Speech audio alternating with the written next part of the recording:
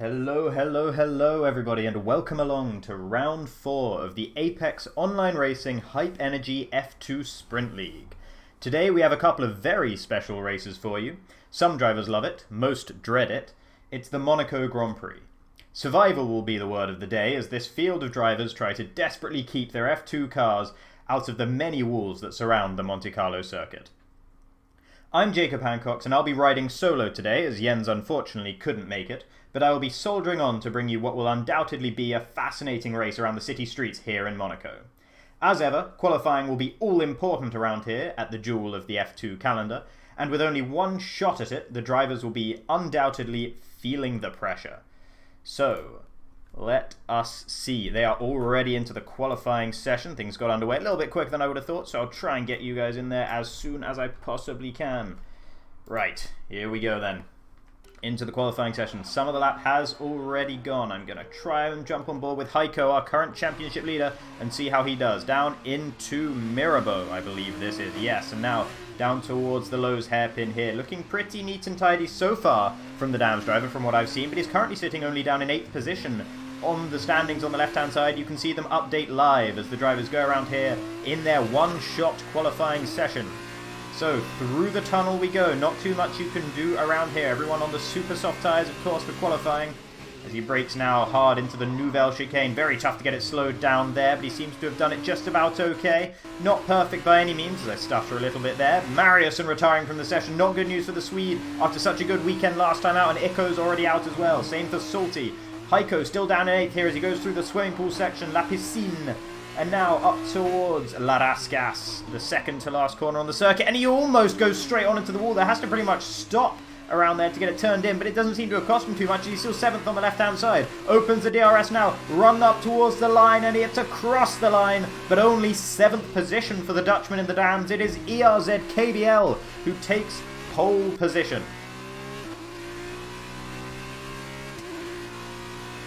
Very interesting to see our championship leader and the guy who took 2 of the 3 pole positions so far this season not taking the 4th race, the 4th pole position that was available here, and by quite a long way as well. Look at that, ERZ, KBL and Skatey way ahead of the rest of the field there. About a second's gap after them down to Mr. Jasper in 3rd and Borderline currently sitting in 4th. Mo with another good performance there in 5th. The reserve driver standing in once again, this time for the Trident team. DJ Ole is in 6th, and good performance from the Serb.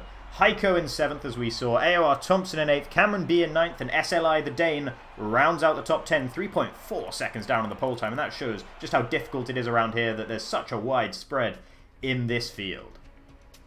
Hopefully, that stuttering that you guys saw, that I was seeing throughout that lap, will hopefully have abated by the time we get into the race itself. I can only apologise if it does not. If it's too bad, I will try and see if there's anything I can do about it whatsoever, but I'm not entirely sure there will be.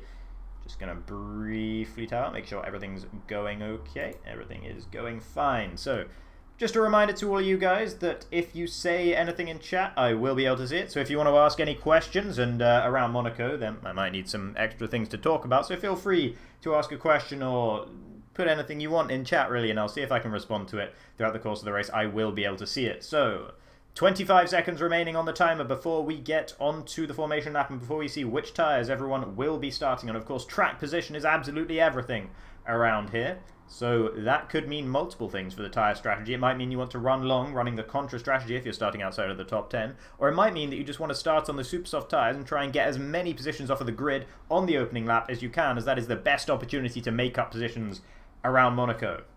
You can, of course, rely on other drivers having incidents, and I wouldn't be surprised to see many a front wing going flying, bits of carbon fibre, wheels flying off of cars as well, no doubt, around here today. So do not be surprised if we see quite a lot of yellow flags, maybe a safety car or 2 as well. But it is ERZ KBL, always the bridesmaid, never the bride so far this season. He's 2nd in the championship, he's been 2nd in 2 different races, and no first position to his name, nor a pole position either. So this is good news for the German driver. He takes the 4 points that you get for qualifying in pole position for the feature race. So, good news for him. He's already off to a good start this weekend as he aims to close down the 31-point gap between him and Heiko at the top of the drivers' standings. And with Heiko down in 7th, he has every chance of doing just that throughout this race.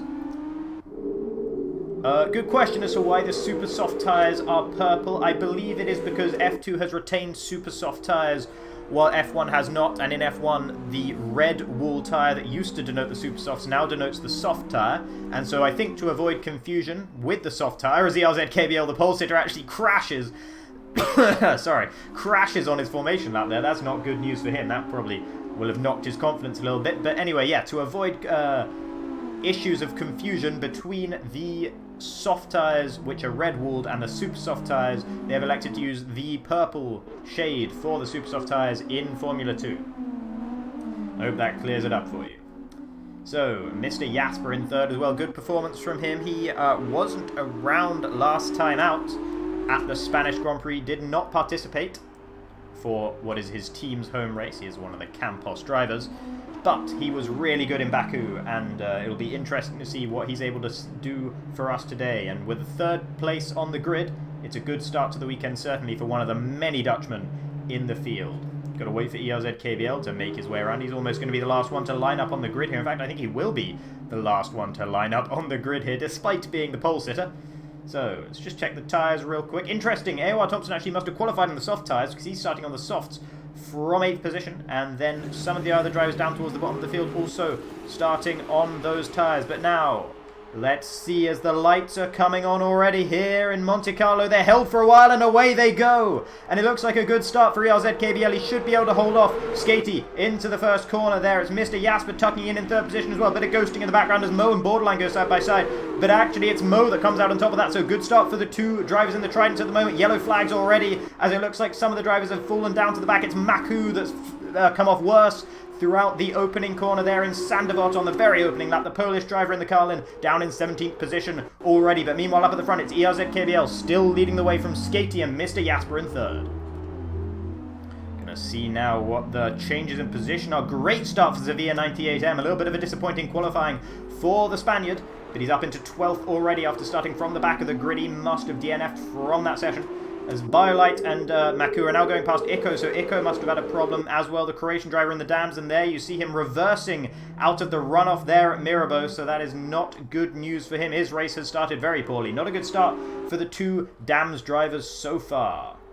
Meanwhile, though, in the top 10, DJ Ole had a bit of a poor start, dropping down 3 positions from his very good grid slot of 6th, but he will nevertheless be happy with a points finish, no doubt. He has been quite up and down with his performances so far, but he would definitely be pleased with, well, if he can eke one more position out with reverse grid pole in the sprint race if he manages to get 8th position. For those who don't know, any new viewers, whoever comes 8th in this race, this is the feature race, the first of 2 races we'll be bringing you, and whoever comes 8th in this race will be the pole sitter for the sprint race, which is a shorter race which will follow, and in that race you do not have to change your tyres. In this race you have to run both the super soft and the soft tyres, so everyone will be making at least 1 pit stop. Maku already into the pits in the Carlin down in 16th position. He will change his tyres, but he will have to change them again, because if you change your tyres before the end of lap 3, it does not count as your mandatory pit stop, so he will absolutely have to come into the pits once more. Iko also diving into the pits. He must have some front wing damage as well. Meanwhile, up at the front, there's about just over half a second between ERZ-KBL and Skatey, and they're starting to drop the rest of the drivers behind. Mr. Jasper just about staying within DRS range, but the DRS is very weak here compared to all of the other circuits around the calendar, so it's not that crucial to stay within DRS range of another driver. Of course, if you need to make an overtake on another driver around here, as Maku gets a 5-second penalty for corner cutting immediately after coming out of the pits, that's not good news for him. But if you do need to pass a driver, you need to be much closer than just a second behind them. You need to be as close as you possibly can get to them. As you see Skatey sliding around all over the place as he tries to chase down ERZ-KBL. Mo with a 3-second time penalty already for multiple warnings. He'll have got that through the swimming pool section. It's very easy to cut the corner through there. A couple of frame skips. I'm sorry about that, but we're just going to have to make do at the moment. Still watchable, I believe, as things are. ERZ-KBL setting the fastest lap of the race once again as DRS is now enabled. And Skatey and ERZ-KBL have completely dropped Mr. Jasper now 1.2 seconds back to the Campos driver, currently sitting in 3rd position as he locks up a little bit going into Massenet at the top of the hill there, and now into the casino section. Doesn't bother avoiding the bump at all, just rides straight over it, won't unsettle the car too badly. Severe 98M, after such a good start, up 5 places from where he started, he's already come into the pits. That could be a strategy decision. This is the end of lap 3, but no, he started on the soft tyres, I believe. So that will be the super softs that he has strapped on there, I believe. Yeah, and I doubt he's going to be able to go to the end on those super soft tyres. As Maku picks himself up, another penalty, and the same for Iko. Those guys are not having a good day down at the bottom of the field at the moment. Looks like a bit of a queue is forming up behind Cameron B at the moment, with DJ Ole, SLI, Dominic and Mariuson all within DRS range of one another in a train behind him. Biolite, Salty, Sevilla, Maku and Iko have all fallen by the wayside as Salty is out of the race as soon as I mention his name. We'll try and stick on board with Sevilla, see if we can see where that happened. Likely that it happened somewhere around here in Mirabeau. There he is, in the wall on the left-hand side. I'm sure he lost one of his wheels. And the Sauber Junior team driver is out of this race. So bad luck for Salty. He's yet to record a points finish this season so far, I do believe, and that is not the way to go about doing it. Meanwhile, back up at the front, Skatey very close behind ERZ KBL. He's really looking to make a race of it here with the German driver in the lead at the moment. The Dutchman closing him down as best he can as they head in towards Massenet. Skatey so much quicker through Massenet. You can see him just closing up to the back of the MP Motorsport car up ahead. And now into Mirabeau, one of the few overtaking opportunities if you really lunge up the inside, but it can always end in tears as Maku now retires from the session as well after coming into the pits twice in as many laps and picking up yet more penalties. So not a good race here for the Polish driver, and once again he DNFs from the race. Iko also retiring from the session. A lot of the drivers down the bottom of the field are now DNFing from the session. I don't know. Ooh, there's Iko's car. He's lost it on the exit of the tunnel by the look of things there. ZRZ KBL actually goes very defensive into the Nouvelle Chicane. Is there... It's very, very slow on the exit of the Nouvelle Chicane as well. Bit of a strange one there. It almost looked like a virtual safety car had come out as ZRZ KBL was driving very strangely. But Skatey had to back out of it at the last second to avoid running into the race leader at the moment. Now, Mr. Jasper's actually closing in on the back of them as well. It seemed like Iko put ERZ KBL off, and that's what caused that weird mistake there from the German in the lead, and that's why Mr. Jasper has been able to close them down. Thompson will be feeling pretty good about himself so far. He's up a couple of positions from his starting grid slot of 8th, and he is the highest driver, currently the only driver at all on those Redwalled soft tyres. So he will be feeling pretty good about it, although a 5-second gap between him and Borderline up ahead will be making him feel a bit less good than he would have done otherwise. Heiko not really troubling the back of Thompson either. He's sticking around a second behind him at the moment. But it's interesting to see that our championship leader just doesn't seem to quite have the pace around here compared to what he's been like at some other circuits. Looks like Dominic's had a bit of an error there as Mariuson has managed to make his way past, and Dominic is now 6 seconds behind the Carlin driver, the only Carlin driver remaining in the field at the moment, and Mariuson will be very disappointed with his DNF in qualifying. He really does have a lot of pace, does the Swede, and he will be hoping that he can make up some positions, if not on track, then through the pit lane in some way, shape or form.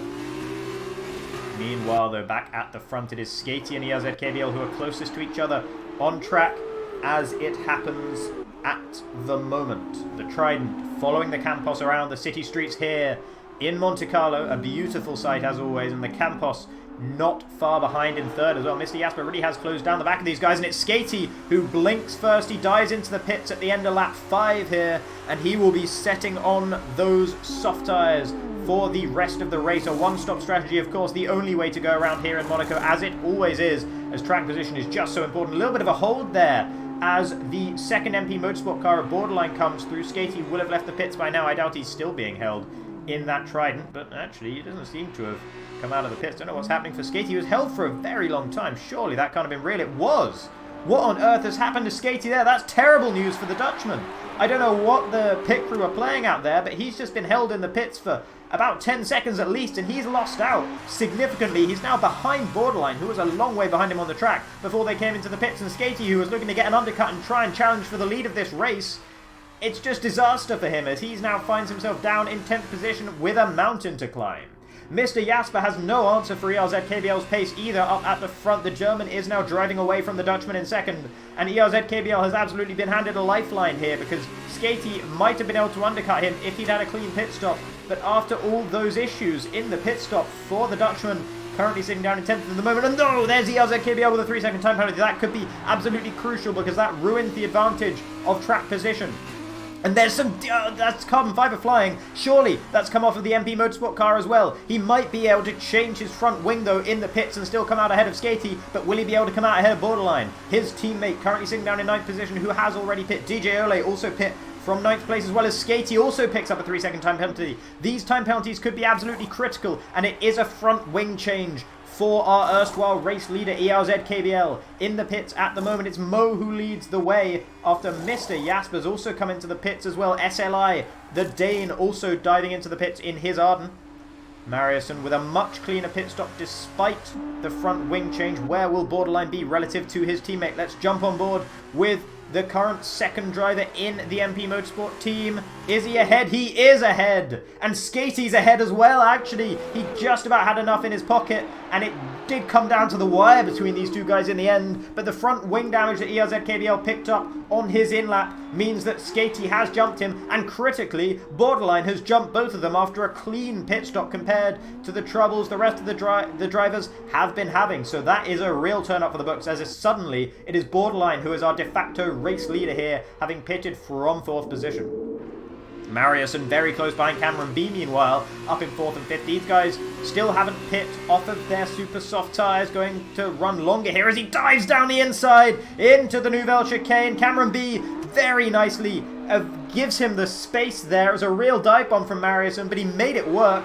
Very respectful driving from both drivers. If you try and defend your position through there, it will just end in tears for both of you. So nice to see Cameron knowing when to give up the position to the faster driver in the Carlin, and Mariuson moves himself up into 4th position at the moment. Mo, who was leading the race for that one lap, currently standing in for the Trident team. Looks like he might have had a front wing change there as well as he's getting his tyres changed. Jumps into the pits. Heiko also jumps into the pits. He was in 3rd. Mariuson and Cameron B all jumping into the pits as well. And everyone who started on the super soft tyres has now come into the pits to switch off of those tyres. And it's only Sevilla 98M, who we saw pitting on lap 2, who still is running those purple walled tyres. Meanwhile, up at the front it is AOR Thompson, who started the race on the soft tyres. Currently leading the way 13 seconds ahead of Borderline, but the Prema driver will be feeling the pain of having tyres which are at least 5 laps older than everyone in the rest of the field, as he just sees that gap evaporate between himself and Borderline. But his race was never with the race leaders. His race was trying to get reverse grid pole around here today and trying to get as many points as he possibly can, in as high up in the top 10 as he possibly can, as he gets a major lock-up into the Nouvelle Chicane there. And he's actually losing almost a second already this lap, 2 Borderline behind. So Thompson with a real lack of pace up at the front in the Prema at the moment. He'll be just desperately trying to hold on to as many positions as he can. But with everyone else going faster than him on fresher tyres at the moment, he is going to really struggle. And of course, the contra strategy, when you run it, the usual advantage is that for the last few laps of the race, you have much fresher and softer tyres than the rest of the field, and therefore overtaking is easy. But overtaking around here is never easy. So it's probably not going to be a good idea to run that strategy. We saw Thompson running it last time out in Spain as well, which is also a track where it's kind of difficult to overtake, but nowhere near as difficult as it is here. So it'll be interesting to see whether the German driver in the Prema can make it work or not. Mo sitting down in 7th position at the moment. I think he's lost out to Heiko. I think Heiko was behind him. I might be wrong on that, but I think Heiko was behind him before they came into the pits. So good stuff for the Dams driver. In fact, no, he can't have been because they came into the pits at the same time. So I think Heiko... No, yeah, Mo was ahead. Mo was leading the race, of course. So yeah, Heiko has actually jumped Mo in the pits, despite the fact they pitted on the very same lap. So not good work from the Trident pit boys there, and the Dams team getting one over on them as they get their driver up into what will become 5th position once Thompson dives into the pits. Once again, though, it is Skatey chasing down an MP Motorsport car for the lead of the race, but this time it's the Dutchman Borderline who is leading the way rather than his teammate, the German ELZKBL. And you've got to say, ELZKBL hasn't managed to get a race win so far this season, and this was looking like it was going to be one of his best opportunities after starting from pole in Monaco. It's always such a huge advantage and holding the lead throughout the opening lap as well, but he made his mistake. He crashed into the wall somewhere in the swimming pool section on his in-lap, lost some front wing, and had to change that front wing in the pit stop. And as a result of it, he's lost out to both Skatey and, critically, his teammate Borderline. But Borderline really didn't have the pace of these front 2 guys on the opening few laps of the race. So it'll be interesting to see how long Borderline can stay ahead, because Skatey just seems like he's got such a faster car, and he's just so much better around here at the moment than Borderline. Look how close he is up Beau Rivage here as they get towards Massenet at the top of the hill. Not really an overtaking opportunity though, which is a real big shame. You always want to be able to have a major braking zone at the top of that hill up Beau Rivage, because you're so close to the car ahead so often, but there's just nowhere to overtake, no room around Massenet to make the move. Into the low hairpin is one of the places you can think about making the move, but with the amount of understeer these F2 cars have relative to the F1 cars, if you try and go too wide through the hairpin, it's pretty much certain that whoever's on the outside is just going to crash into the wall. Either that or the person on the inside is going to crash into the car on the outside. So either way, it's never going to go well. And so it's probably wise that Skatey didn't just stick his nose up the inside with a speculative effort. Here is the best overtaking opportunity on the whole track, out of the tunnel and down towards the Nouvelle Chicane. And we've seen it used to good effect already once as Mariussen got past Cameron B, but actually he's lost out in that position now. Once again, here he is behind the Campos driver, and here is the exact part of the track. He overtook him last time. Will he try and do it again? He thinks about it up the inside. It's a lot later this time, and Cameron B completely gets out of it there, not wanting to risk it, and he lets Mariussen through. Very generous that time. Mariussen from way back there, from downtown. He had no right to that corner whatsoever, but Cameron B gave it to him nevertheless, just trying to avoid a crash. And you know, heads up driving from Cameron B to avoid that incident, but really very aggressive stuff from Mariussen. Probably a little bit too aggressive if you ask me, but sometimes you just have to be too aggressive around here in Monaco if you want to make any progress whatsoever. Skatey now will be feeling that very much here as he's tight up behind Borderline, gets a much better run through Casino into the Casino Square. But again, down towards Mirabeau's. Borderline runs wide. This could be the opportunity for Skatey. But here it's the Lowe's hairpin. Will he send it up the inside? No, you can just tell. He could have sent it up the inside there if he wanted to. But he just didn't want to. He knew it wasn't going to go well. And he's had to back out of it once again. That's so frustrating for the Trident driver. But it's good to see that he's patient and he's biding his time here as he actually gets a bit of a wiggle on coming out of the tunnel. ELZ KBL not close enough, though, to think about making a move into the Nouvelle Chicane. So actually Skatey gets away with it on this lap. But it's good to see that the Dutchman is patient behind his compatriot and not just looking to make the move as soon as he possibly can. It's a long race, and we're only just over halfway in the race so far, and there's plenty of time for plenty of drivers to make mistakes, to hit walls, and we've already seen Borderline making 2 errors on that previous lap. Neither of them ended up with him losing any carbon fibre or hitting the wall, but it's just a matter of time if he keeps making mistakes like that. Meanwhile, Mo, who lost out to Heiko, as we already mentioned on the last lap. The reserve driver, though, is actually all over the back of our championship leader at the moment. He really is keeping Heiko honest in that dams. The Dutchman, no real pace here, as he's currently dropped 8 seconds away from another Dutchman, Mr. Jasper, currently up in 5th position at the moment. Here we are, though, with ELZ KBL, stuck behind Skatey, who's stuck behind Borderline. And Mr. Jasper will usually... You'd expect him here to be able to close in on the back of these guys as well. He was able to close in on the leaders when they were on their own pace, and now when they're hampered and having to follow the pace that Borderline is setting out there in front of them at the moment, you'd expect Mr. Jasper to concertina up behind these guys and really get interested in the battle for the podium positions and potentially even for the race win itself. Interesting to see as well if Mariussen will be able to close down DJ Ole and Mo. They're currently really stuck behind Heiko. DJ Ole having the pace over Heiko just shows how far away from his usual standards Heiko is around here. And DJ Ole is having a much better race than what we've seen from him so far this season. So good stuff from him and less good stuff from Heiko as Mo is so close behind him through Tabak. Some drivers, they just can't get Monaco right, and it seems like Heiko must be one of those drivers. He was so quick everywhere else, and he just doesn't seem to have it here. Maybe he's picked up a bit of damage on his dams, maybe I'm being a little bit unkind, but nevertheless, he'll be pretty disappointed with only being in 6th, considering he is the championship leader, but that's what he's built up a buffer at the top of the championship for. Here is Borderline running wide through Saint-Devote, up the hill. I said you can't overtake into Massenet. Skatey thinks about it, forces Borderline to run wide. There's space on the inside still, but no, it just closes away at the crucial moment into the Casino Square. Skatey once again gets a bit of a switchback. Will he send it up the inside into Mirabeau? No, once again he just doesn't have the aggression, doesn't really want to risk an incident here with Borderline, but Borderline all over the road in front of him in the MP. He's really hanging on to that with his fingernails at the moment, but he's struggling so much. Look, he's completely missed the apex there, and through Portier once again running a little bit wide in the exit, but crucially, he's much better through Portier than he was around the rest of the track, and that means that he's got a decent run through the tunnel and down towards the major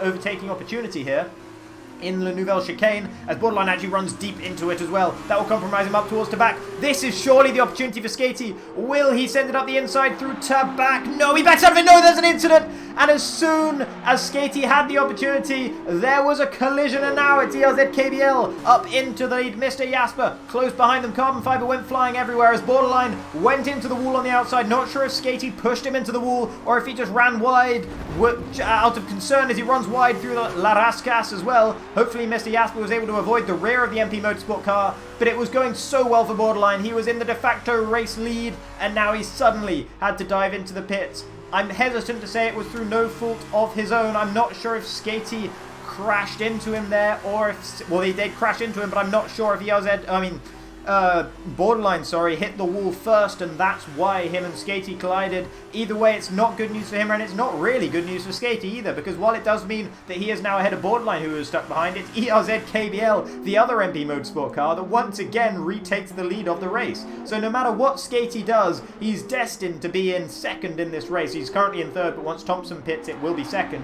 He seems just destined to be second with an MP Motorsport car up ahead, and it just changes which MP Motorsport car that is. But they're changing positions without switching positions with Skatey himself. So really, that's going to be very, very frustrating for Skatey indeed. I don't think he did anything wrong there, to be honest.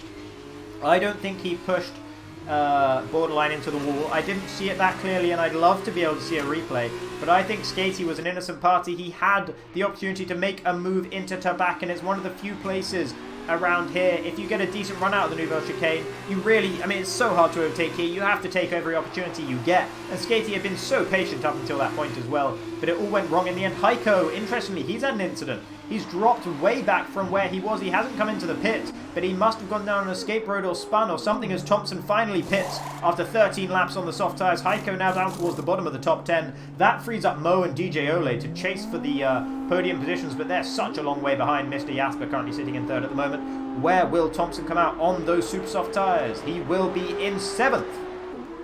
I think, yeah, he's going to stick ahead of Cameron B, who's currently going through the pit straight at the moment. So that's good news for Thompson. He'll be pretty happy with that. He can now try and chase down Mariuson, who has closed up to the back of Mo and DJ Ole up ahead. And it's Borderline, who's retired from the session.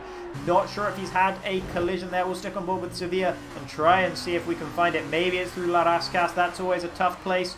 Is there going to be an MP Motorsport car? There's a front wing in the wall there, so I wouldn't be surprised if that was the front wing on Borderline. No, though it doesn't seem like that's where he had the incident. Where is it? Maybe he's just driven into the pits to retire. Perhaps that was his front wing. It didn't knock him out of the race, but he decided to take it into the pits and retire the car. That's what you should do if you're going to retire the car, and he's actually left the session as well. That is an angry man in that cockpit at the moment, ladies and gentlemen, and it is a shame. Just taking a look at chat, it is, okay, well, if you say it's Joel, I will believe you, and I will start saying Joel. I wasn't really sure about that one. It seemed easier to me to pronounce it DJ Ole, but now that you mention it, I think Joel probably is the right call. I'm not really sure why I've been saying DJ Ole this whole time, so I will change that one. It is Joel, currently in the Sauber Junior team by Charoux's car, sitting in 5th position, and he is all over the back of the stand-in in the Trident. Mo up ahead. I'm pretty confident in my pronunciation of Mo's name. That one's not too tough. So hopefully I'm getting that one right. Skatey dropping away, interestingly, from the ERZ KBL. He must have picked up a bit of front wing damage in his collision with Borderline, but he's elected to stay out of the pits so far. I'm glad someone decided to put me out of my misery and correct me on that pronunciation. But yeah, DJ Ole having a good race actually as the Serbian driver, with Mariuson really close behind him as well. Mo seems to lack some pace at this stage of the race with these two guys so close up behind him. Realistically, none of them can hope for anything better than 4th position unless one of the guys in the podium positions has an incident. And Skatey can pretty much just drive around. I'm sure he has some front wing damage, but as long as he brakes early enough and just drives according to his front wing damage, he can basically drive as slow as he wants, and Mr. Jasper can hardly do anything about it because it's just so difficult to overtake. Mo probably will not close up to the back of them either, so even if Skatey does lose one position, he has such a comfortable buffer to the guys in 4th, 5th and 6th that I think he will be okay. Thompson now, he will be hoping to join that train of cars up ahead as he is on the fresher and softer purple-walled super soft tyres. 3 seconds separating him and Mariussen at the moment. Watch for that gap to come down. Cameron B currently sitting in reverse grid pole in 8th, and that's excellent news. If you come 8th in this race, it's probably better than coming 6th or 7th, honestly, because that means you will be starting from pole position, which, as we know around here, is so important. So if you start the sprint race from pole position, you can make up far more points, potentially, and maybe get the race win as well, than you would be able to just by finishing in 7th as opposed to 8th position around here. Oh, that's unusual. I've been tabbed out of the game. It has not crashed though, so I will be able to get back in. That was a bit of a heart and mouth moment there as I thought I'd crashed. Yellow flags in sector 2. Not sure who that's for. It might be Heiko, who's just come out of the pits. And is he missing some front wing? No, I don't believe he is. So I think he's alright. Biolight somewhere around as well. Looks like he's getting some blue flags. Indeed he is. Of course, he's not actually in that car. That is a ghosted AI car there. The ART has not got its driver on board at the moment as the KBL goes through to lap the car. And there's Campos facing the wrong way back there. Was that Mr. Jasper? I think it must have been. Yeah, Mr. Jasper's made a mistake in the Nouvelle Chicane. Is his car okay? It looks like it. So it maybe was just a spin. Maybe he just got in a bit too deep. Oh no, and he's really almost lost it there. The tyres must be warm. Must be overheating there as he's really struggling to keep that car in a straight line at the moment in the Campos. Will he dive into the pits? Surely not. He's currently on for a 3rd position, and if he dives into the pits, that will all be ruined.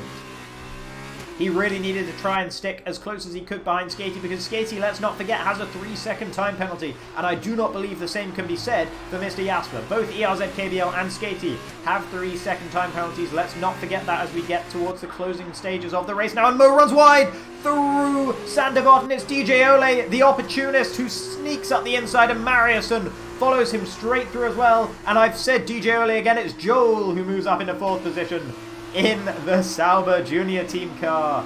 Great stuff from Joel there in that team. And it is Mariussen in 5th, close behind him now. What a recovery drive it's been from Mariussen. After DNFing in the qualifying session, he just kept his nose clean, kept himself out of any incidents, made a couple of overtaking moves on Cameron B in particular, and now on Mo as well after Mo ran wide. And that's all Mariussen has needed to do to get up into a highly respectable 5th position. So great stuff from the Swedish driver. Great recovery from him in this feature race. A real testament of the fact that you can make up positions around here in Monaco. He has made up 11 from where he started. So good stuff from him indeed. ERZ KBL at the moment looking comfortable out at the front at the moment. 6.7, 6.8 seconds between him and Skatey. Really comfortable lead for the German in the MP Motorsport car. He looks comfortable to finally take his first win of the season. It's been, I mean, we're only at the 4th round of the season, 6 races gone so far, but it seems like it's been a long time coming for RZKBL, and you struggle to believe that he hasn't managed a race win this season after some of the form he's been showing in some of the races. Currently in 2nd in the championship, of course, and this will do wonders for him with Heiko currently sitting outside of the points and 20 seconds away from the drivers up ahead of him. Mo has had another incident through Sandevot by the look of things, and Thompson has pounced, claimed that position in the Prema, and he moves him up into 6th as Mo dropping further down the order now. Looks like he's lost his front wing entirely there, I do believe. Yep, there's no front wing on that car whatsoever. He's only got 2 laps to go, 2.5. Will he be able to just nurse that car around and keep Cameron B behind? Or will he have to succumb and jump into the pits? We'll see whether Mo is brave enough to try and brave it out here. Try and keep going, just keep on going, keep on swimming around here in Monte Carlo, desperately trying to keep ahead of Cameron, and Cameron will be closing up on him hand over fist here with the timing. Surely with Mo with so much damage to the front end of his car, he will be really struggling. SLI really close behind Cameron B as well. Good stuff from the Danish driver to be this close behind Cameron B, who has been pretty solid so far. Cameron B, the only driver in the field who has scored points at every single race so far, and he's looking on track to score points once again. Bottom end of the points, of course, but as I mentioned earlier, reverse grid pole could be essential, and he will not be feeling too bad about 8th position at the moment, but it looks like it may well become 7th position soon as Mo does not dive into the pits. I'm glad to see it. How will he do? We could see some drama here as Cameron B and SLI will be all over the back of the reserve driver in the Trident coming into the last few laps of the race. 2 laps remaining now, and Skatey looks like he's made a bit of a mistake up at the front. I'm just going to quickly check the race director, see if there are any penalties. Actually, that has caused some issues with my game. Ooh, that was a bit of a heart-in-mouth moment. Ooh, really struggling here. Sorry about this. 2 warnings at the moment for Mr. Jasper, but no 3-second time penalty. That is critical, and he's 3.1 seconds behind Skatey at the moment. He's got to get closer, just that tiny bit closer, if he wants to claim 2nd position away from Skatey. That will be Skatey's 3rd 2nd position of the season. Mr. Jasper's 2nd, I believe, if he manages to get it. But now, look at Cameron B behind Mo, and SLI behind him as well. Cameron closing, not close enough just yet. Mo having to brake so much earlier than the rest of the drivers through every corner around here with 0 front wing on that car, almost 0 front downforce at all, and he will be he'll be ruining the fact that he went into the wall at Sandoval, and he will be struggling so much through here as well, through some of the higher speed corners in particular, which these really are. Mo into the wall once again, but just about keeps it. Cameron B, look, he's so close behind him now, but there's just nowhere to go at the moment. Mr. Jasper critically 2.9 seconds behind Skatey now. That's going to be a real battle to the finish, I think, as we are on to the final lap of the race here in the feature race at Monaco, round 4 of the AOR F2 Sprint League. And it is Cameron B chasing down Mo, who looks the most likely to make a move on anyone. Mo struggling with a very damaged car here. The Campos will be all over the back of him, up towards Massenet. This is going to be one of the toughest corners to drive without a front wing. Cameron, does he try and stick it up the inside? No, he could have done, but he just chickened out of it at the last second there. Didn't trust Mo not to turn in on him, didn't trust him to give him the space, and as a result has had to back out of it. It's probably wise driving. I shouldn't say it's chickening out, because it's probably the right thing to do.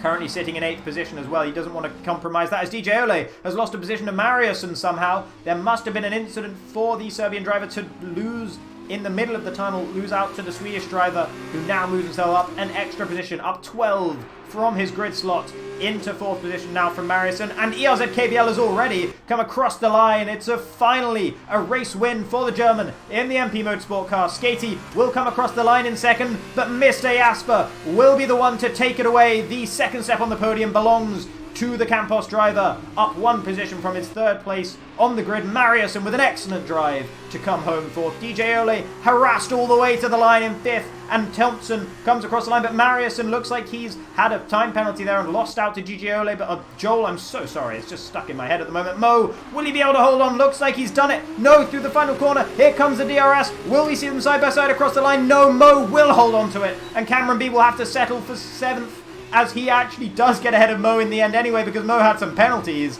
So after all that excitement for the last, not for the last point paying position, but for 7th and 8th on the final lap, it didn't matter in the end, as Cameron moves up to 7th, and SLI takes reverse grid pole and 8th position in the Arden. Dominic with a decent enough race to come home in 9th, getting a couple of points, and Mo with 1 solitary point, and that is a very sad sight. A car without a front wing driving around Monaco there. He is the reserve driver standing in the Trident, and he has gained himself 1 point here. And Heiko, the final driver to come across the line. It's the Dams, the Dutch driver in the Dams, who is our championship leader at the moment. A poor race for him indeed to come home in 12th, especially with his primary championship challenger, ERZ KBL, taking pole position and the win. Maximum points, I think, around here, because I think he probably got the fastest lap of the race as well. We'll have to see as we get onto the final screen here. My game is really struggling. I am sorry for this. I hope it makes it to the end of the race, but here we go then. Onto the podium. It is ERZ KBL finally on the top step there for the MP Motorsport boys. The German flag flying at the very top step of the podium, flanked by a Dutch driver on each side. We have so many Dutch drivers in this league, and especially up at the top of the field. It's not surprising to see that. But it is Mr. Jasper who takes 2nd for Campos, and Skatey, who comes home in 3rd after a 3-second time penalty, demotes him down there in the Trident. So it's really hard to say who I think driver of the day would be, but I think I've got to give it to Mariussen, really, up 12 positions from where he started on the grid. Really great stuff from the Swedish driver. Great recovery drive after DNFing in the qualifying session. He just made no mistakes, and everyone else around there made mistakes. Skatey probably would have won this race if it hadn't been for that weird incident in the pit stop that held him up for so long. I really hope this black screen goes away sometime soon. I believe I'm probably holding up the lobby, so that's a bit of a shame. But there it is, ERZ taking 27 points here. He should be taking more than that, I believe, because he got the 4 points for pole position as well. In fact, there it is, yep, 31 points he took because he did get the fastest lap as well. The maximum points haul in the feature race for ERZ so that's good stuff from him. A lot of people leaving the session. We might be remaking the lobby here. That'd be pretty bad news, but a lot of people leaving the session, so I think that's probably what's going to happen. So, a lobby remake, I believe. So what I'm going to do here is I'm probably going to restart my game as it really seems to be struggling. And while that happens, I will give you guys some pictures and some music to keep you entertained while I try and sort this out. I will be back shortly.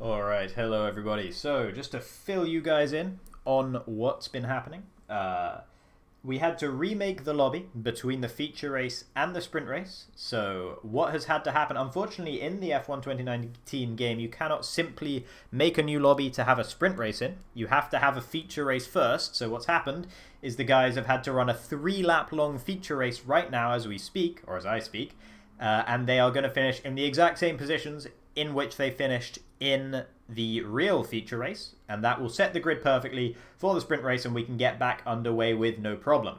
So, just got to wait for them to finish doing that particular thing. I'll keep an eye out on it for you. In fact, it is now over, as you might be able to hear from the music. So, we'll take you over to the game once again. And we should, as long as everything goes to plan here, be getting underway anytime soon. Unfortunately, there's a slight error as Mo has managed to actually finish down in 11th due to a 2-second time penalty picked up in the fake race there. Has finished a position below where he's meant to, but I think we're probably just going to have to run with that. Of course, he did come 10th last time out in the actual feature race. And with ERZ KBL taking home 31 points, the maximum 31 points for getting pole position, the race win, and the fastest lap of the race, he has now equaled Heiko's point score at the top of the Drivers' Championship. And just like that, Heiko, from a dominating 31-point lead up at the top, all of a sudden it's 0 because he just didn't score any points. He came 12th in the feature race, showed a lack of pace, and then made some mistakes as well. And as a result of that, his lead has come down entirely, and ERZ KBL is joint up there at the top with him. Heiko still has the technical lead in the Drivers' Championship as a result of the fact that he has 3 race wins compared to ERZ KBL's 1 race win. But nevertheless, he will be feeling a lot less comfortable up there at the top at the moment, considering he has now a 0-point buffer between himself and ERZ KBL. This doesn't seem to be particularly good news. Right now, the screen is not progressing for me. I'm not getting... Oh no, this might be a problem. Oh, saving game, that's good news. Okay, something's happening. Hopefully that won't be a problem. Oh, I've been disconnected. Okay, right. Hopefully I can rejoin. We'll see. This might not go very well. If I can't rejoin the session, I'm sure they will just run the race without me. It's been delayed enough as it is. Hopefully I'll be able to get back into the race and bring you guys the sprint race here in Monte Carlo. But if it can't happen, it can't happen. Loading. Looks like I'm joining at the moment. Fingers crossed. There won't be any problems as I get into the game. Seeing some lovely vistas here in Monte Carlo. Lovely place. Checking my privileges. Joining my session. Communicating with online services. Fingers crossed. Here we go. Spectate. There seems to be a lobby once again. No, it just takes me straight into the race once I hit spectate. So that's good news. I might have missed the very start of the sprint race here. Apologies if that has happened. There is a formation lap though, so hopefully the drivers will still be going around on their formation lap. Meanwhile, you guys get to read some very nice hints about trail braking and other such useful aspects of driving. Here we go then, hopefully. There we go. So has the race already started? I believe it has. It's ERZ KBL who's in the lead. That doesn't seem to make much sense. How has that happened? How is he in the lead? Surely, with the reverse grid, he would have been starting on 8th position. Skatey's in 2nd as well. Looks like the grid positions seem to have just been set as the actual grid positions from the feature race. That's not very good news. That takes away all the advantage that the drivers who came down towards the bottom end of the feature race will have had. But nevertheless, it looks like we're soldiering on here. So, not willing to remake the lobby once again, as Dominic's already retired from the session as well. Just having a bit of issues here as another driver drives inside of this one. Maku is up 8 positions from where he started. Heiko as well up from where he started. People are leaving the session. Oh no, everyone's leaving the session once again. I might have just disconnected. I'm not sure what's going on. Oh no, I think we're having to remake the session once again, folks. Let me check to see what's going on. Mr. Jasper still driving around. Maybe it's just myself that's disconnected from everybody. But given the fact that the grid was pretty much the opposite of what it should have been. The person who came 8th in the feature race should, of course, been on pole for that race, and the pole position runner from the previous, or the winner of the previous race, should have been starting 8th. KBL absolutely did not start 8th, he started 1st. So, what will happen here? It looks like this race is being given up on. That much I can tell you for certain. Right, so, apologies once again. Yes, this has not gone too well. I completely agree with you, Craft Racer. Not much I can do about it, I'm afraid, guys, so you'll just have to bear with me. We'll see if there's another invite coming my way. I hope I'm not somehow the cause of all these problems. I don't believe that I am. My game's having a few issues, but I don't think it's anything that would be causing all of this. I think what must have happened is they set the grid for the feature race.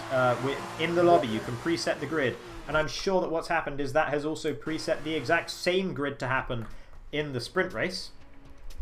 So once again, I'm going to be joining a lobby, so I'm going to just chuck on some more of these generic photos that I took earlier on. Driving around in the wet, driving around Monaco. Just looks nice and dramatic in the wet, I thought. So I thought I'd take the pictures in those conditions. Heavy rain. Host has changed the session options. We are once again here in the lobby. So I will try and stick with you for now. Hopefully it'll be a quicker, a briefer pause than what we had last time. Sorry for being so many delays here. This really is unprecedented, the issues we're having. Yes, it all stems from the fact that you can't simply have a sprint race on its own. You can't start a lobby with a sprint race. You have to have a feature race first.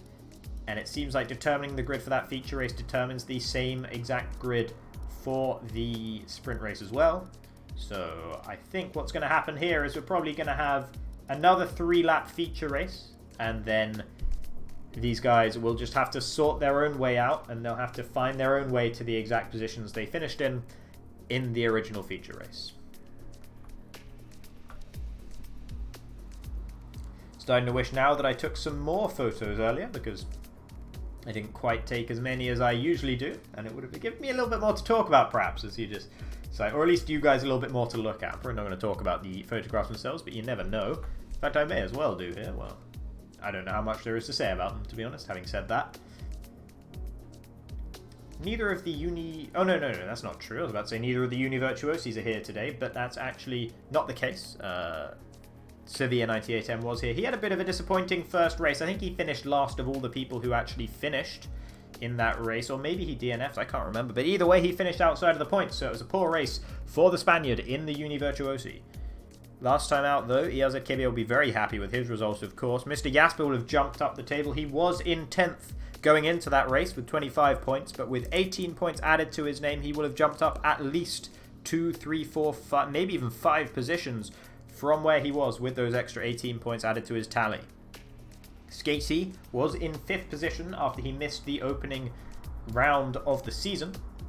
So currently he is in 5th, or was in 5th with 42 points, but with a 3rd position, he'll have added another 15 to that, so he'll currently be sitting on 67 points, which, unless I'm very much mistaken, will now put him 3rd in the championship, behind Heiko and ELZKBL, who are still 1st and 2nd. Borderline will have dropped down to 4th or to 5th, depending on how many points Thompson got. I think Thompson probably got enough points to leapfrog Borderline as well, after Borderline ended up DNFing from that last session when it looked so likely at one point that he might be able to win that race.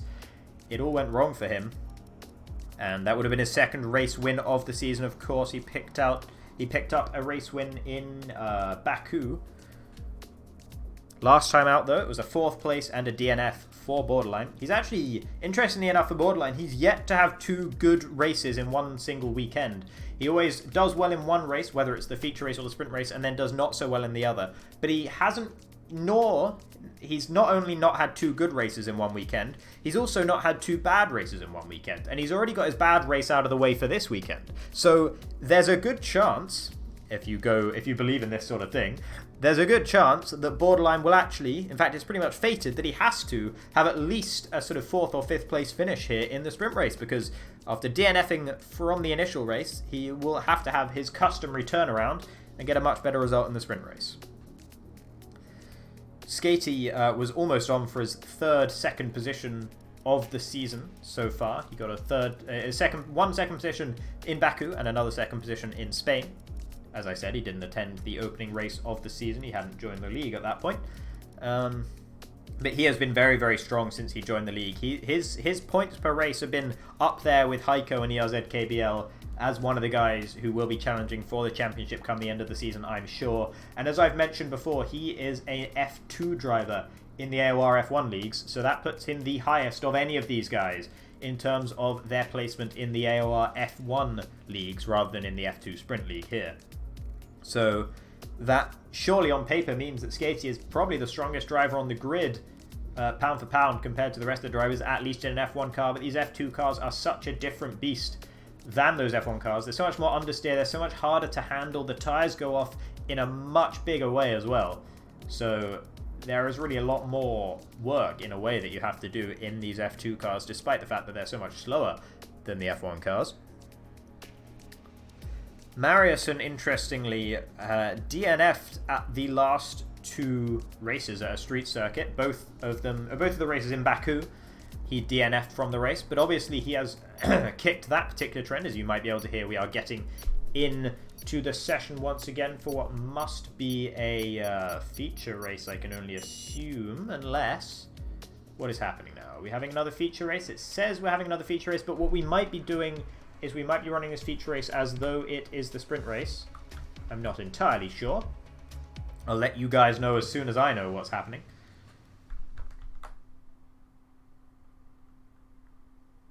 Just getting into the session now.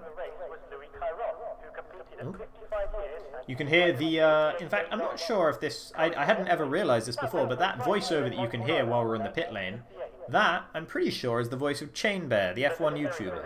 So that's interesting. I did not realize he had been given a role in this game. It's nice to see. So, good for him. I'm sure someone else has noticed that. I'm sure I'm not the first person to notice that, but, you know. Just an interesting little fact about the game. I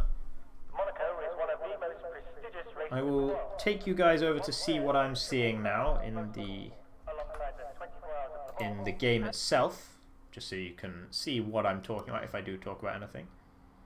This is the grid. So this is the exact start grid that there should have been for the sprint race. What they're probably going to do, this is another 3-lap feature race, but now that we know that setting the grid for the feature race counts for the sprint race, they've set the grid again, and therefore this grid, which is what the grid should have been in the original sprint race, will now carry on into this sprint race. So you'll just see the guys driving around the track doing not much, as for some reason I don't get any game sounds.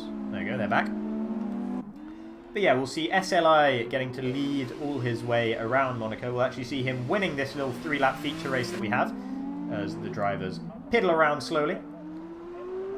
But yeah, what else is there that I can talk about? Ico, who DNF'd from the last race, will be starting down in 14th position. The Dams cars, who look like the strongest team in the opening round in Bahrain, if you average out the performance of the 2 teammates. Heiko and Ico starting in 12th and 14th places respectively. So they've got a lot of work to do if they're going to score Dams some points so far this season. I've accidentally viewed Ico's profile. My apologies for that. I'll just try and get that out of the way. There we go. That is not what I meant to do. But Ico himself is the highest driver in the championship. Going into this weekend, he was 8th place in the championship. That placed him highest in the championship of all the drivers that doesn't have a podium finish to his name. So all the races that Ico has finished, he has scored in. He wasn't present last time out at the Spanish Grand Prix. So as a result of that, he has slid down the table into 8th position. He's currently got 30 points to his name. But he has ruined that streak of scoring points in every race he's competed in now after DNFing from the opening race here in Monaco. Though he probably is still the highest driver in the championship without a podium. So that's just an interesting fact about him. Cameron B, as I mentioned earlier, the only driver in the field to score points in every race, and it looks like that trend is going to continue unless he DNFs in the sprint race here. He gets to start on the front row, 2nd position for the Campos driver after finishing 7th in the feature race itself. We saw him being very kind to Mariussen in the opening race, letting him through whenever the Swede decided that he was going to send him a little present up the inside at La Nouvelle Chicane. So Cameron B just wanting to avoid conflict, wanting to avoid damage, and it's treated him well, as he came 8th across the line in the last race, but gained the position away from Mo, who had a 3-second time penalty, I should say. And as a result of that, Cameron B inherited 7th position, and SLI critically inherited 8th position in reverse grid pole.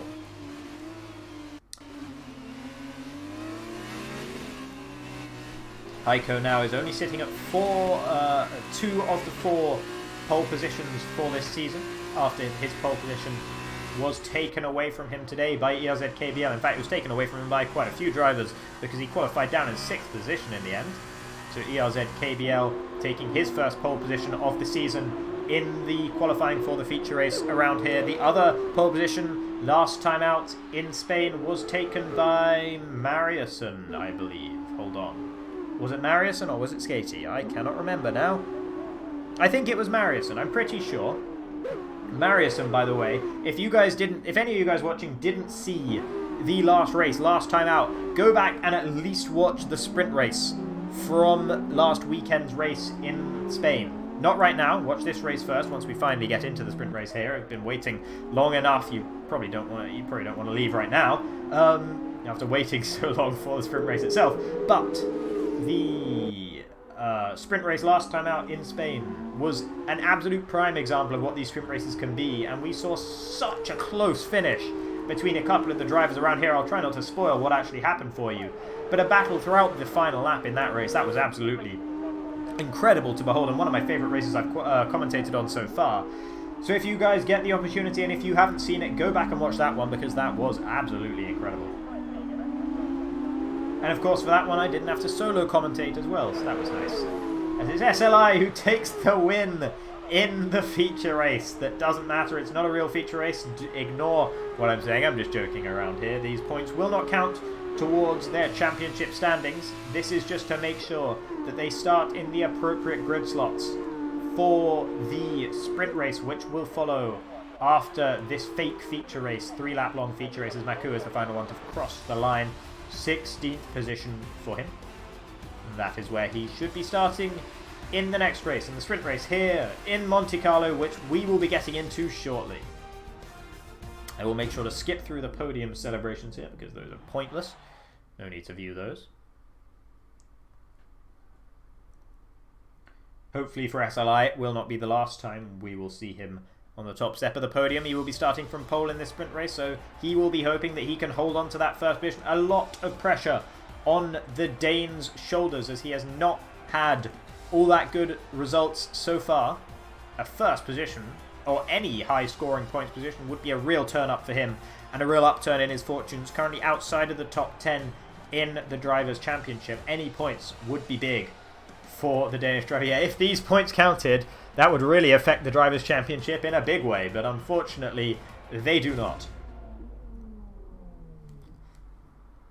If anyone has any further questions they want to shoot me in chat while we wait to get into the race here, that'd be very much appreciated. Give me something a little bit to talk about here, as we're actually under the lights here in Monte Carlo for the sprint race. It's just a little bit darker. Heiko wasting no time in readying up, and nor does Maku, as he sets the timer, counting down now, 20 seconds remaining before the formation lap.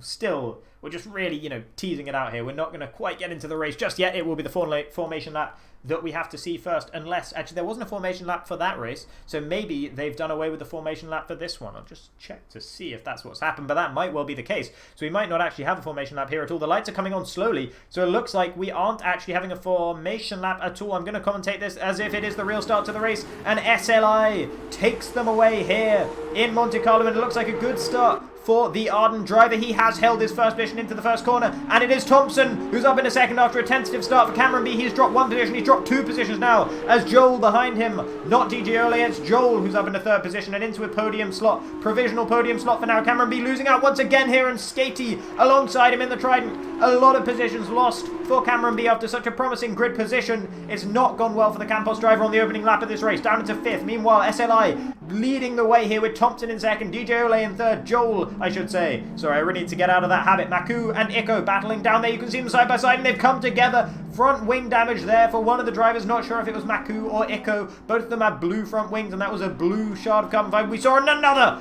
crash into the wall. They're still side by side through Portier. Yet more carbon fiber going flying. I'm sure they both have damage at this point.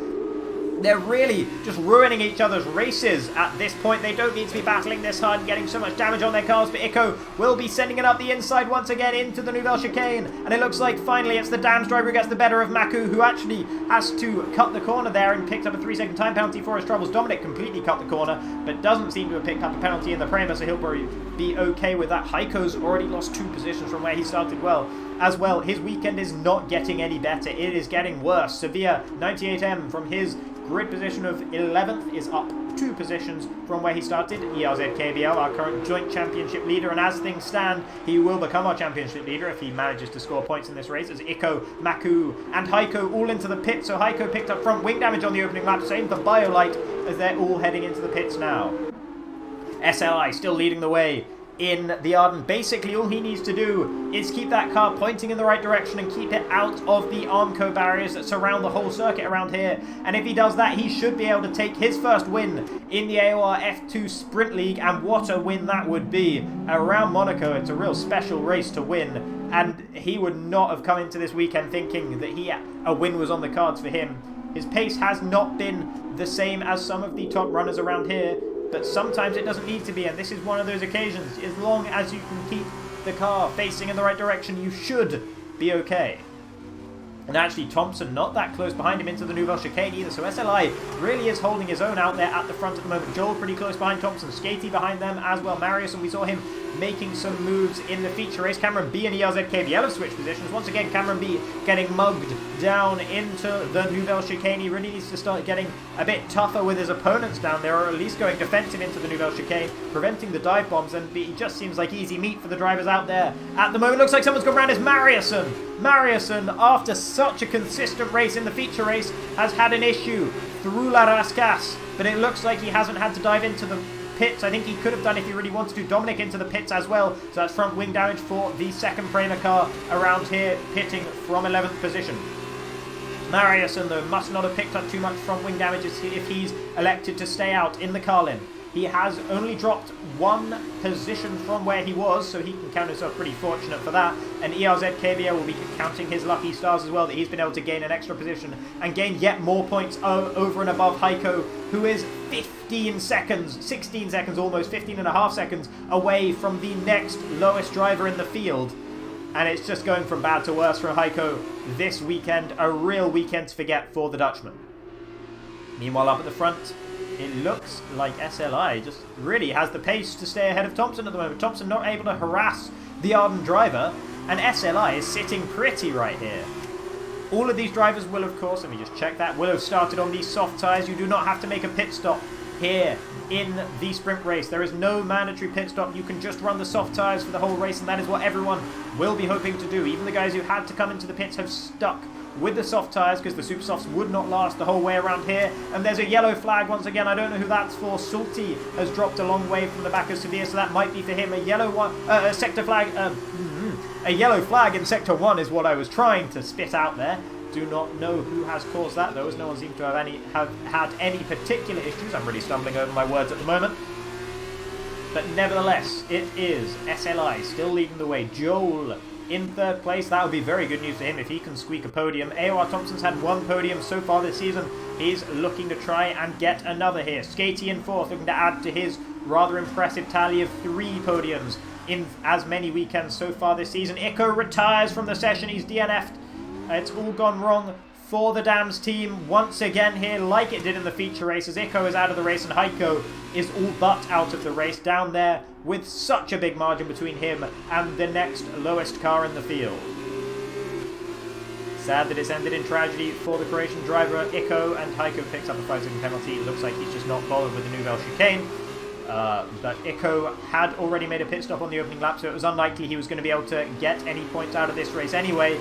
But nevertheless, it's always a shame to see a driver DNFing from the race. Cameron B has his teammate for company, and Mo not far behind as well. Sevilla not too far behind them as well.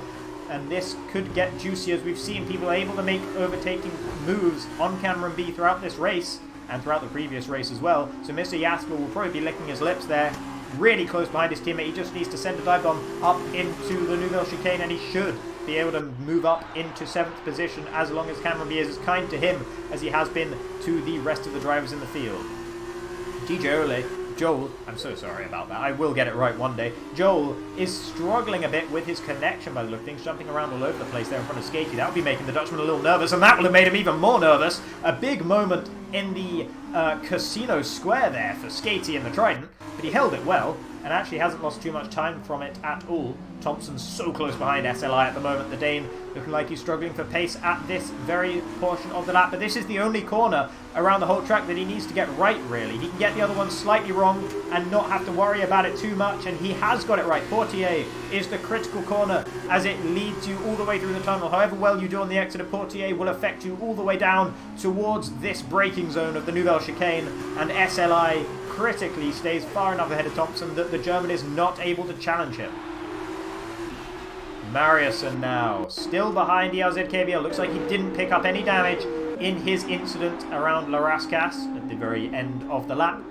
And as a result, he is sticking to the back of the MP Motorsport driver who won the opening race this weekend. And these guys have closed up to the back of the snake of cars, the SLI train around here, but SLI is in first, and that's all he needs to know. It doesn't matter to him how much pace these guys have over him, as long as he can just hold on to his lead in this race. Skatey getting very interested in the back of Joel there, up towards Saint-Devote. Will he try and make a move through Massenet? I'd be very surprised. Runs a little bit wider through Massenet. Tries to get something of a switchback. He's actually managed to get himself alongside Joel. Will Joel give him the space around the outside? Yes, he does. What a move from Skatey. Has Joel got a problem here as he loses out to ERZ-KBL as well? I'm not sure why he was so slow through the casino square there. He seems to be having some connection issues still. Maybe that was part of it. But either way, ERZ-KBL getting a free position after Skatey with an excellent move around the outside of Massenet, and then around the outside of Casino as well. Not around the outside of Massenet, around the outside of Casino, I should say. What a move that was from the Dutchman as he looks to make it 4 podiums in 6 races in the AOR F2 Hype Energy Sprint League. Mo close behind Mr. Jasper, who's close again behind Cameron B. Looks like Dominic has had to retire from the session. Heiko's also DNF from the session, so both of the dams, 15th and 16th, nailed on for them, both DNFs. And that's really, really tragic to see for the team in blue and dark blue. One of the nicest liveries on the grid, I must say, by the way. I really do like the Dams livery. Nevertheless, though, here, Thompson with a bit of a snaky moment heading up towards Saint-Devote. Now, will Skatey take the DRS and move past him? No, not quite. But he's really close behind the Prema driver at the moment. Up towards Massenet once again. This is where he made the move on Joel last time around. Will he be able to pull the same move on Thompson? No, Thompson further ahead, faster into Casino Square. And nothing doing for Skatey on this lap, but he will have seen that moment that Thompson had on the pit straight, and he will know that there is weakness up ahead. He will smell the blood in the water and know that it's possible for him to try and take second position away. ERZ-KBL will be happy being up in 4th position at the moment. He knows now. He's seen that Heiko has DNF from the session, and he knows that he will be gaining points on Heiko almost no matter what happens. As long as he finishes in the points in this race, as Mr. Jasper picks up a 3-second time penalty, ERZ-KBL will gain further points on Heiko and will take the championship lead as long as he keeps it out of the wall. SLI driving away from Thompson right now. I said it would be a great result for SLI if he's able to just cling on to first position, but credit to him, he's driving away at the front from Thompson, the Prema driver, who's currently sitting in 4th in the championship. So it's no mean feat to drive away from Thompson indeed, as Thompson once again has a bit of a moment on the exit of Anthony Noge. Once again, it's going to be Skatey, and he has the DRS, and no DRS for Thompson. Will he make the move around the outside of Saint-Devote? No, it's just not possible. He could be pushed into the wall so easily if Thompson wasn't having it there. But Skatey's so close behind, he's nailed to the gearbox of the Prema. Will he think about moving to Massenet? No, he once again tries to take a faster line through Massenet, maybe trying to get the outside line available once again for Casino Square, but he's just trying. You can see what he's trying to do, as now Thompson goes defensive into Mirabeau. That offers another opportunity for Skatey, but no. Thompson parks it on the apex very nicely, and there's nowhere for Skatey to go. Track just too narrow around here. And Skatey has to settle back down in third position for the moment, but all this battling really is helping SLI, who looks like he's just going to win this race here. I don't want to commentators curse him, of course, so that's why I said looks like, not just saying he is going to win this race. It'd be very cruel to see something something happen to him, whether it be a mistake or any other incident for the Arden driver. But it would be great to see him scoring some big points for Arden, a team who have not scored many points so far this season. His teammate has dropped out of the league. That was Patrick, the German driver for the Arden team. He has dropped out of the league, so at the moment, as it stands, SLI is the sole driver flying the flag for the pink team, the BWT-sponsored team around here, as Skatey is pretty much pushing Thompson through the final corner there. And once again, Thompson with his tail wagging down the pit straight, and Skatey with the DRS, but no, he doesn't have the bravery to stick it up the inside. That probably wouldn't have been bravery, it probably would have been foolishness. A yellow flag in Sector 3, not sure who that's for. Mo, still close behind Cameron B as well, but I'm going to go back to Skatey, see if he tries to pull the move through Massenet. Look how much quicker through Massenet he is than Thompson every time, but he just can't get alongside him into the corner that enters into Casino Square. Up the inside into Mirabeau, he thinks about it, forces Thompson to give him a little bit of space there. Thompson running wide through Mirabeau, he'll have to go defensive through the hairpin as well. Can Skatey force his way through here? No, he cannot. Thompson still holding on. A wise head in that Prema cockpit at the moment, and Thompson, a very experienced driver, holds on to second for now. But it seems like Skatey is just, it almost seems like an inevitability here. Skatey is trying so hard to take away that second position and get his third second position of the season. Of course, he came second across the line in the last race, but he lost out on a time penalty, and Thompson runs wide on the exit of the Nouvelle Chicane and now has compromised his dog route to back, but Skatey, probably with flashbacks to last race and the incident he had with Borderline, thinking about going a move, sending a move up the inside of Tabac like he did on Borderline in that last race.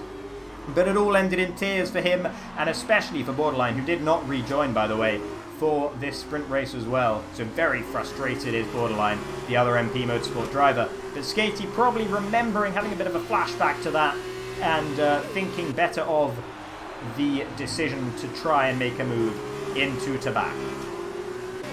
Mariuson close behind the LZKVL as well, and we've seen him be very aggressive with the likes of Cameron B up the inside of the Nouvelle Chicane. He made up so many positions in the feature race, currently sitting down where he started in 5th position in this race. But if he gets half a sniff at the back of the MP car up ahead, he will be trying to make a move. And with ERZ-KBL having to think about the championship, think about the fact that Heiko is not scoring any points around here, and that if he just holds on to even 5th position, he will be able to score decent points and move himself up into 1st place in the championship. He might be more willing to give space to Mariuson than some other drivers would around here, because he does not need to fight for every position. Once again now towards the Nouvelle Chicane, Skatey not close enough to Thompson. It seems like the guys are just having such good runs through Portier. They're not struggling on the exit of Portier, and as a result, it's just not causing enough of a differential between the drivers, as it looks like ERZ-KBL's had a bit of a moment there, as Mariuson very close behind him, and he's dropped away from the back of Skatey a little bit, but meanwhile, back on board with the driver through La Piscine, the swimming pool section, and once again, he's so much quicker. You can see that he's so much quicker than Thompson through there. We're just seeing a shot of the crowd here. I want to see these two guys battling it out on track for the bottom 2 steps of the podium, and it's Skatey this time with his tail wagging on the pit straight, and Thompson drives away from him for now. Such hectic stuff, and yet no positions are being changed here in the top 5, but they're so close to one another, and you could just sense that it could happen at any point. I can't take my eyes off of this right now. Mo and Cameron B also battling manfully for 7th and 8th positions, but I will be sticking on board with these guys. Joel, still so close behind him. I will get it right, I promise. But now, Skatey, once again, is so close behind Thompson, and they're closing back up to SLI. The lack of battling between Thompson and Skatey over the last couple of laps has meant that they are able to close back up to the back of the Arden driver up ahead, who seems like he only really built that gap on the cars behind as a result of the battling they were doing. So the race isn't necessarily over for the lead either, as SLI will be sweating now, looking in his mirrors and seeing that gap falling down. Jeff will be reminding him that the gap is coming down, but Thompson so slow through the Nouvelle Chicane, but Skatey had nowhere to go and had to just get out of it, had to basically stop in the middle of the chicane not to run into the back of the Prema car. But because of that incident, it's given SLI some more breathing room again, and with only 4 laps remaining in the race, a 2.5 second buffer could be all that SLI needs to take the win here in the sprint race. Skatey, though, is so close behind Thompson once again. Yellow's in sector 1 and 2. That's not for SLI, so no problems there. That's going to be one of the guys towards the back of the field. Salty or Biolite, perhaps, in 11th and 12th position. Not close enough on this lap to make the move is Skatey. Sector 3, yellow flag as well. That could be anyone. Mr. Jasper and Sevilla. Looks like Mr. Jasper is the one who's lost out there. Yep, he is backwards in the Campos. Sevilla has driven past him. Somehow he's halfway down the pit straight and he's backwards. That's not very good news for Mr. Jasper. Something's gone very, very wrong for him there.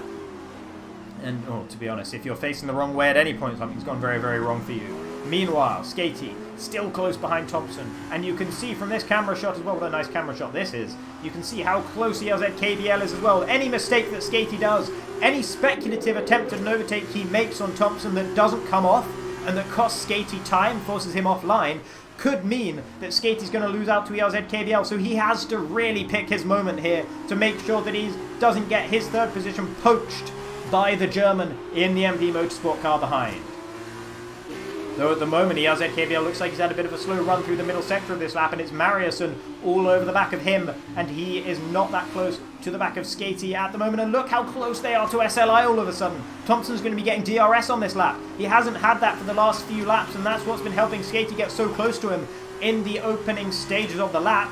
But this time Thompson gets DRS of his own. No, he doesn't seem to, actually, unless that's a graphical error there. But he doesn't seem to have got DRS on SLI, curiously enough. So maybe it was a mistake into La Rascasse that meant that SLI has lost so much time to Thompson behind Biolite coming out of the pits at the very tail end of the field. Not a good race once again for the ART driver. No points for him this weekend.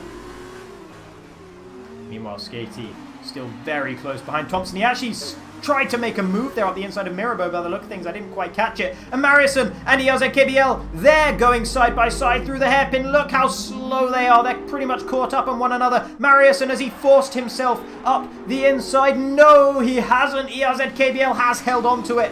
Great stuff from the German to hold on to 4th position. The Swedish driver trying desperately. You can see the lunges. You just have to catch another driver off guard and it gives you half a sniff of taking the position away. And once again, ELZ KBL compromise up towards Tabac. Surely this is Mariuson's chance. Will he send it up the inside into Tabac? Yes, he will. Will there be contact? Yes, there will. But this time, it is the MP Motorsport car who gets the better run through Tabac. Last time we saw ELZ KBL's teammate Borderline having his issues trying to hold it around the outside of another driver into Tabac. And this time, he manages to hold it. ELZ KBL still holding on to 4th position. Great defending from him. Really impressive stuff to hold it around the outside there. Skatey's closer again to Thompson. They've lost time once again to SLI after going side by side through Mirabeau. It's given SLI another little bit of breathing room, and every time it looks like they're getting close to the back of the race leader, he just gaps them once again. Skatey with a bit of a bump there through Massenet. Don't think that would have caused him any damage on his front wing though. Can't make a move on Thompson into Mirabeau on this lap. Will Mariuson make a move on the ELZ KBL? No, he will not. Skatey might think about a lunge up the inside into the hairpin. He does not. Bumps into the back of the Prema driver through the hairpin though. He's just got so much more speed around the slow corners here. Will Mariuson think about making a move on ELZ KBL up ahead as well? Doesn't look like it at the moment. Will Skatey be close enough through the tunnel? No DRS here, but he has the slipstream and he has a better run. Will he look up the inside? Look, he's trying so hard. That was an attempt at an overtake, I'm sure of it, but he was just too far behind to make Thompson. He was hoping at the very least that Thompson would make a mistake, but it hasn't happened. And as a result, Thompson now has a pretty significant margin to Skatey behind. ELZ KBL comfortably ahead of Mariuson at the moment. Cameron B and Mo going side by side. No, it's just Mo going off at the Nouvelle Chicane, having an issue of his own, and he has to rescind that place back to Cameron B. He's been stuck behind the Campos driver for the majority of this race. Cameron B, after his poor opening lap, really hasn't had the pace around here. He might have picked up some damage in the battling in that opening lap. He's 9.5 seconds, and Skatey into the back of Thompson. Not going to cause a puncture for the Prema car, thankfully, but he really did make pretty significant contact with the back of the Italian car there. The German in the Italian car defending his heart out here, making sure that he can hold on to his second position for now. He'll have to go defensive into Mirabeau once again. There is the ghosted car of Salty up ahead, and SLI is pretty close to them. He goes deep into Mirabeau. Surely, Skatey's opportunity right now around the outside of Lowe's hairpin. Can he hold it? He just needs to make sure he is still alongside him into turn 7. Now he has the inside line, and look at Thompson fighting it back. Still side by side through Portier now. Which one of them is it going to be? It is Skatey who's ahead, but ELZ-KBL might be the one to take the most advantage here as he's got a better run. He's got a better run than Thompson. He doesn't brave it out though. He just gets out of the throttle through the tunnel, and Skatey defends once again. Thompson just about keeping himself alongside, but he gets a 3-second time penalty. Has to cut across the inside of the Nouvelle Chicane, and it looks like it's Skatey that has taken the position away finally. But meanwhile, up at the front, it's the Dane, it's SLI in the Arden, in the pink car, who's been able to take this race win from pole position. 2 more corners to go now. Surely, if he just holds it through Anthony Noge, and he does, up towards the line, it is SLI, your unlikely fairy tale race winner here in the sprint race in round 4 at Monte Carlo, and it's Skatey with an excellent drive to take second position away on the last lap. Thompson loses out in the end to Joel, who takes third after penalties for ELZ-KBL and for Thompson. Mariuson comes down in 6th, drops 1 position from where he started in the end. And Cameron B takes 7th after such a promising grid position, with Mo taking the final point scoring position here. Let's just see if we can take a look at who got the fastest lap. It was Mr. Jasper, but he will not be eligible to score the points. Looks like Mariuson will take the 2 extra points for the fastest lap. And oh my goodness, what a battle that was. Sprint races in the F2 Sprint League are a joy to behold. After Spain last week, I didn't think it could get any better. But this was just incredible. And what a performance from SLI. Lights to flag, no mistakes, gapped people constantly as soon as he was able to. Held the lead throughout the whole race, never looked in doubt. And the Danish driver takes his first win of the season, and an unlikely win at that. What a race that has been. And that is such good news for him in the championship as well. There are your podium drivers then.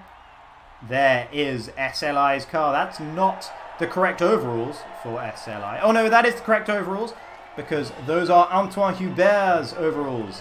That is why they are yellow and black, because he was a Renault reserve driver, of course. And it's nice to see someone in those overalls taking the win here. SLI doing it for the Arden team. Wow, what a performance, what a race, and what a battle on the final lap. So much good defending, so much good overtaking opportunities. It's not something you expect to see around Monaco, but in these F2 cars, these guys were willing to fight it out tooth and nail on the last lap of the race, and Skatey made it work in the end, and Joel, just keeping his nose clean, didn't have to make up any positions in the end because of the penalties that Thompson, ELZ-KBL and Mariuson all picked up, meant that Joel takes his first podium position of the season as well in the Sauber Junior team by Charouz. What a race. Wow. I'm going to see if I can hop in Discord now and see if anyone's ready to be interviewed here, because I think we need some interviews after that race. Just send you guys over some more generic images. I'm sure you've had enough of those images by now, but I'm just going to get into the Discord and see if there is anyone. No one in the ready for interview channel at the moment, so it doesn't look like we're going to have any interviews to bring you today. I will hop in to the interview channel, and if anyone wants to join me, they can. And if they join me, I will bring them to you. But even if they don't, what a race that was. And that was, I tell you what, there was so much waiting for that race, but it was really worth it in the end. And here is a driver who has joined me for an interview. It is Thompson. Welcome to the interview box. And wow, I mean, what a race that was. I mean, how did it look from your end, that race weekend today? Well, well, first of all, I was really starting this weekend on the back foot. I've been having a lot of PC trouble lately, so this was the week where I was trying to solve it. Obviously, still, doing my everyday, my day-to-day stuff. So I got it somewhat finished today. So I did 15 minutes of warm up, and then I started into the race weekend. Yeah, so I did not expect much. So from that perspective, it went really well. First race, tried to do a bit of counter strategy, just to, drive on my own, basically. Yeah, because if I can do laps on my own, the chance to crash is just a lot lower. And it really worked out. And then on the second lap, I got a good start into P2. And then after a few laps, Skatey got into P3. And obviously, I knew from the Discord chat that Borderline had quit previously after an incident with Skatey. Obviously, I don't know what happened there. But I knew that the two were involved and that Borderline was not happy about it. So I had him behind me and I knew, well, he might be a bit aggressive on the overtakes. And yeah, every corner he just stuck his nose in there, whether there was any room for it or not. And then, yeah, trying to go around the outside of the hairpin. I don't know. Don't really understand what the point of that is, because there's not really any room for that in the F1 game. You might, it means you barely get away with it in real life. Or on the game, it's just full lock, and then you just pray you don't hit the wall. So yeah, we barely got through there, and then in the Nova chicane, I kind of had to take a bit wider line, just barely caught the corner, and then I got a 3-second time penalty, which cost me my second podium of the season. That's just a bit annoying, but that's just how things go. Yeah, and while some of the drivers may not have been happy with Skatey's antics around there, they definitely made for great viewing. That battle between you guys, for the last few laps of the race, we were hanging on every moment of that battle. That was great stuff, really, honestly. Great entertainment, at the very least. Will you, I don't suppose you'll be launching any official complaints against Skatey, though, for those incidents? Well, you didn't really cause an incident, and the bit of front wing that I did lose was on. But nevertheless, I don't know if you have to be that aggressive. We're just racing for fun, really. And yeah, I mean, it was, yeah, on the right on the line. What I think is okay. But obviously with Borderline, I don't know what happened there, but it made him quit the night, and I know the guy. He's usually not one to do so. So yeah, I don't know. I'm just gonna wait. Maybe Borderline find a complaint or something to the stewards. We'll have to wait and see. But yeah, for me, overall, it was just bad luck. Maybe I should have just let him go a bit earlier. But since it was like the last lap, you don't usually let drivers go on the last lap. And what was even more annoying, I mean, if you get a good run and get next to someone, it's okay. I'll leave you the space every day of the week. But since he kind of poked the nose in every corner, always had to be aware of that, and then sometimes open the steering wheel to maybe avoid a crash. Because obviously if he hits me on the rear, on the side, I'm gonna spin, which I don't want to. And that cost me a lot of time, because every time I got closer to SLI and I had the feeling, well, I'm faster than this guy, so maybe I can get past him. Then, yeah, Skady would come and I'd try to get past, stick the nose and then everywhere, and it would just cost us both a huge amount of time. And then SLI was 2 seconds up the road again. So I don't know. Not the racecraft I would advise anyone to use, but it's not that it did anything that's against the rules per se. So every man to his own on the track, I guess. Okay. Well, yeah, as I say, it gave us some entertainment, so I at least appreciated it. But yeah, Yeah, what I can fill you in. I can fill you in on what happened between him and Borderline. We did catch that on the stream. They went side by side. Borderline had a poor run out of the Nouvelle Chicane, and they went side by side into Tabac. Oh yeah, you tried that with me on one lap too, and I just shut the door. Yes, I noticed that, and he was a lot more cautious trying to do that after what had happened between him and Borderline, I noticed as well. But I didn't... It was hard to tell from the camera angle. It happened very quickly, and of course we don't get to see replays, but it didn't look to me that Skatey did anything wrong in that move with Borderline, but evidently Borderline definitely thinks so we'll have to wait and see what the stewards think about that and see some of their footage as well. And of course, we can watch the stream back and see if it's more clear on a second viewing whether or not there was any wrongdoing there. It doesn't look like anyone else is going to be joining us for interviews today, unfortunately. But thank you very much, Thompson, for coming along. Yeah, I'll try and tell the guys. I don't think they're aware that they can join for interviews, even though today you were solo and you weren't in the commentary box on Discord, obviously, because there was no need for that. Yeah. But, yeah, maybe we'll let the guys know that they can come for interviews. I think it would have been interesting to maybe have a Skatey or a Borderline here, but he's not even online anymore. So, yeah, that's that then. So, yeah, but in general, it's always interesting to hear. I'd like to hear some other people's views as well. So, yeah, maybe next time I'll try and let the guys know next time. Okay, thank you. That would be very much appreciated. So that has been it for the AOR Hype Energy F2 Sprint League here, round 4 in Monte Carlo for the Monaco Grand Prix. And what a race it has been, particularly the sprint race. Sorry for the long intermission between the feature race and the sprint race, but I hope it was all worth it in the end. I'm sure it was. And thank you, Thompson, very much for joining me in the interview box as well. I have been Jacob Hancox, and thank you guys very much for joining me today. Goodbye.